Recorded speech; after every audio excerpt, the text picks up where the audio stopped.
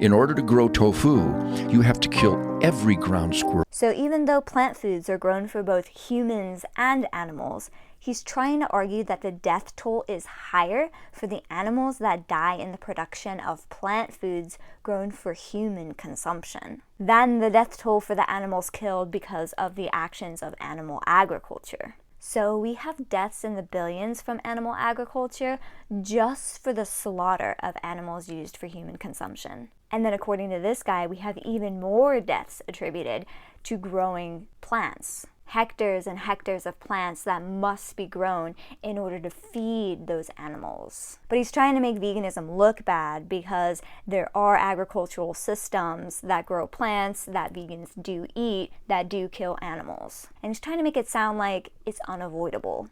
This 2018 paper talks about the complexities of estimating field deaths in plant agriculture. Ultimately, they come up with the number 7.3 billion.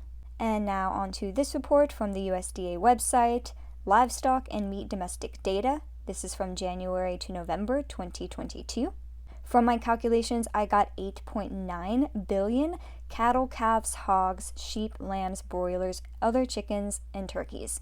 I'm lazy and didn't look hard into the death toll statistics for aquaculture, commercial or recreational fishing. Some say hundreds of millions, some say billions per head, but that's estimated by weight.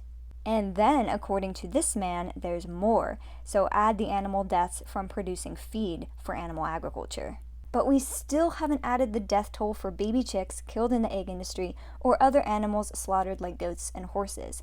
Also excluded from this data are animals exported alive to be slaughtered elsewhere, animals that are raised in the fur trade, and the animals that are raised for lab experiments. Now acknowledge that those death tolls don't have to exist at all, because animals don't have to die in plant-based food production, but animals do have to die in animal agriculture.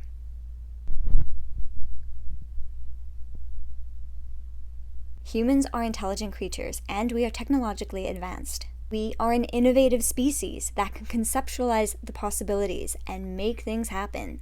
I certainly do not expect you to come up with a foolproof idea on how to save the world by tomorrow. But I do have faith that you can learn how to eat fruits and vegetables.